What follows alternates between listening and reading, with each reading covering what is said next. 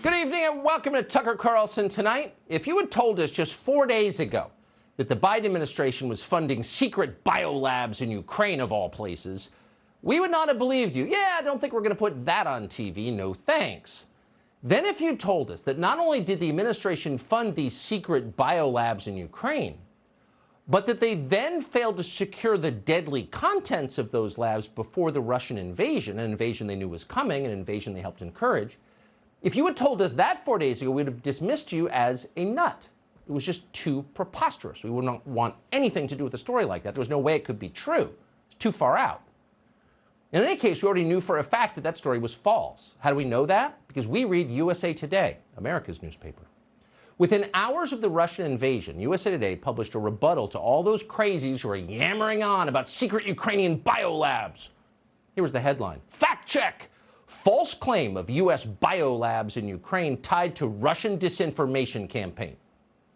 So if you look carefully at the story, and we did, because we were interested, you notice that this fact check was sourced to Ukrainian government unnamed officials and then Biden State Department officials. So these were not exactly objective sources on this subject, but still, the story seemed definitive. It was totally emphatic. Quote, Russia has teamed up with China to further amplify the false claim of U.S. labs in Ukraine.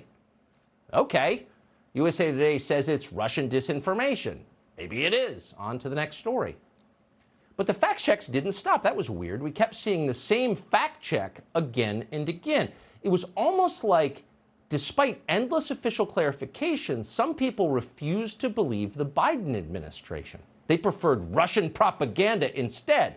And we assume they must be QAnon members. We assume that because Foreign Policy magazine told us that. According to Foreign Policy, QAnon, whatever that is, was frantically disseminating, quote, false claims of U.S. biowarfare labs in Ukraine. Those labs obviously didn't exist. It was all just another lie from the Russians, who lie for a living.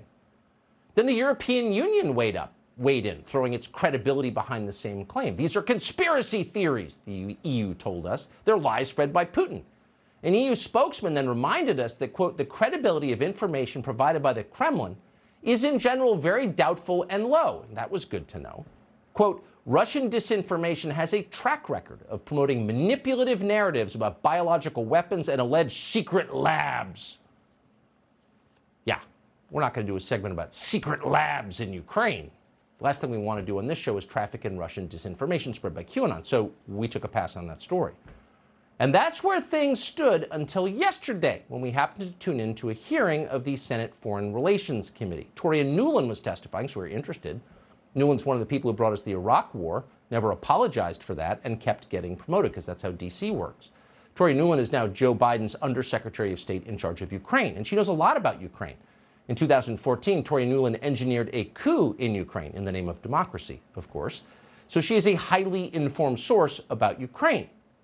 So she was having this colloquy with Senator Marco Rubio of Florida during her testimony. And at one point, Rubio took a tack that we were not expecting at all.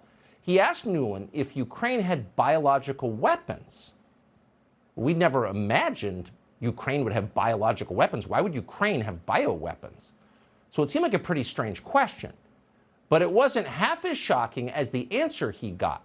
Watch what Toria Nuland said. Does Ukraine have chemical or biological weapons? Ukraine has biological research facilities, which, in fact, we are now quite concerned Russian forces may be seeking to gain control of. So we are working with the Ukrainians on how they can prevent any of those research materials from falling into the hands of Russian forces should they approach. Oh. Does Ukraine have biological weapons? Ukraine has biological research facilities. What? You mean secret biolabs? Like the secret biolabs Ukraine definitely doesn't have? Ukraine has those? Yes, it does. And not only does Ukraine have secret biolabs, Toria Nuland said, whatever they're doing in those labs is so dangerous and so scary that she is, quote, quite concerned that the so-called research material inside those biolabs might fall into the hands of Russian forces. Try not to use profanity on the air to describe our reaction. Our jaws drop. Let's leave it there. Under oath in an open committee hearing, Toria Nuland just confirmed that the Russian disinformation they've been telling us for days is a lie and a conspiracy theory and crazy and immoral to believe is in fact totally and completely true. Whoa. You don't hear things like that every day in Washington. Talk about a showstopper. And a dozen questions instantly jump to mind. What exactly are they doing in these secret Ukrainian biolabs?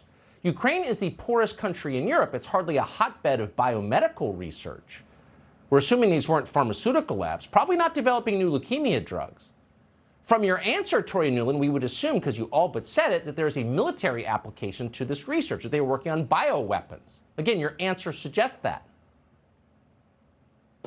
Why would we fund something like that in Ukraine? And why didn't you secure the contents of these biolabs before the Russians arrived, as you knew they would? And then why did you go out of your way to lie to the American public about all of this?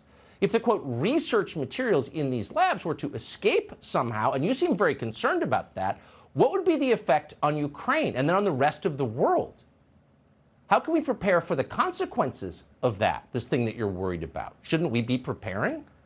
Because as it turns out, we've just spent the last 2 years living with a pathogen that began in another foreign biolab funded by the United States government secretly. So this question is on our mind. It seems fair.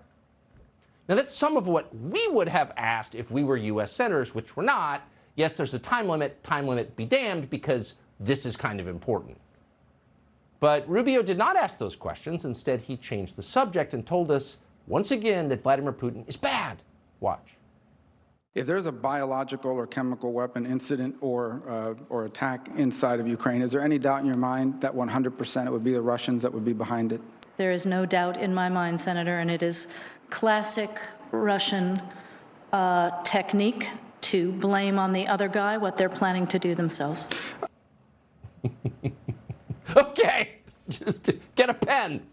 It's a classic Russian technique to blame on the other guy what they are planning to do themselves. That's what Toria Nuland said. We almost laughed out loud.